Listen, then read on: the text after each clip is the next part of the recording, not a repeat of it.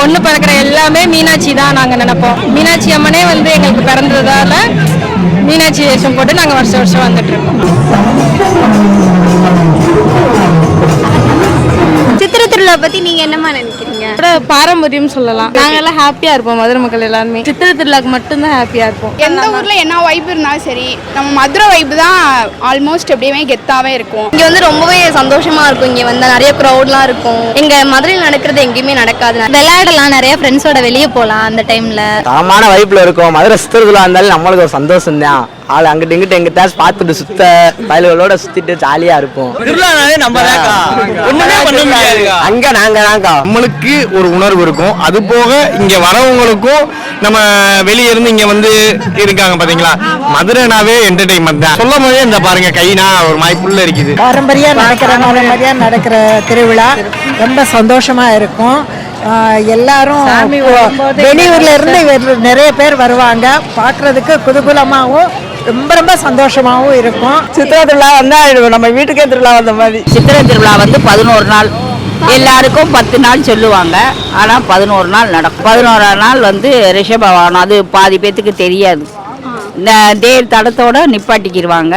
11ஆம் நாள் வரமாட்டாங்க. மீனாட்சி அம்மனை விட்டுட்டு நாங்கள் போக முடியாது. 55 வருஷமா இங்கேயே தான் திருவிழா பற்றி ரொம்ப சந்தோஷம். இந்த சாமி வரதெல்லாம் அவ்வளவு நல்லா இருக்கு. ஒரு மகிழ்ச்சி இருக்கு. தினமும் பார்த்துருவாங்க. நாங்கள் 14 நாள் நாங்கள் பார்த்துருவோம். அழகரே பார்த்துருவோம். இல்லை பிறந்தநாள் நாங்கள் எல்லாமே பார்த்துருவோம். ஒரு முக்கியமான ஃபெஸ்டிவல் ஃபர்ஸ்ட், அதுக்கப்புறம் தான் நம்மளுக்கு வேண்டுதல் எல்லாமே. வைப்பு தான் சித்திரை திருவிழாவே. இந்த ஒரு மியூசிக் போடுவாங்க பாருங்க, டைங்க அப்பெல்லாம் தீயான வைப்புல இருக்கும். சித்திரை திருவிழா இப்போ வந்து ஒரு 10 நாளைக்கு முன்னாடி வரதுனாலே பசங்க எல்லாருமே வைப் ஆயிடுவாங்க. எல்லாத்தையும் விட எப்படின்னா அந்த தேர் இழுக்கிறப்ப பாய்ஸ் ஒரு வைப் ஆகுமே கத்துவாங்க. அது ரொம்ப நல்லா இருக்கும், எனர்ஜெட்டிக்கா.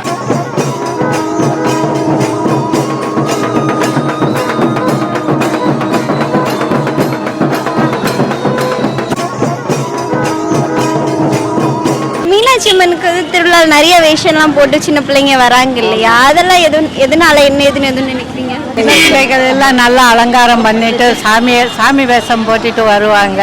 கோலாட்டம் எல்லாம் நடக்கும். அந்த பிள்ளைங்க ஒரு சந்தோஷம் ஒன்று.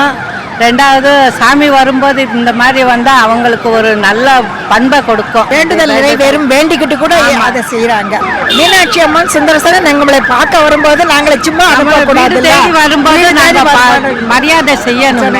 இந்த விஷயம் எதுக்கா போட்டிருக்கீங்க பையனுக்கு? முருகன் பக்தன்.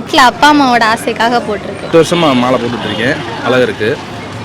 பொண்ணு பிறந்தா 3 வருஷம் போடுறதா இருந்துச்சு. பையனா ரெகுலராகவே போடலான்னு வேண்டுதல் பண்ணியிருக்கோம். மீனாட்சி அம்மன் மாதிரி இருக்கும்னு நினைக்கிறேன். வேஷம் போட்டதில் இதெல்லாம் கொடுவேன். எனக்கு பார்க்க கொடுத்து எனக்கு 80 வயசாயிருச்சு. இப்போ அதெல்லாம் நானும் வருஷம் வந்து உட்காந்து பார்த்துருவேன். நாங்க சின்ன பிள்ளையில இருக்கும் போதுனா இந்த மாதிரினா வேஷம் போட்டுனா வரல. சின்ன பிள்ளையில இவன மாதிரி இருக்கும்போது நான் சாமி பார்த்துருக்கேன். நான் தேர் தள்ளிட்டு போயிருக்கேன் பின்னாடியே.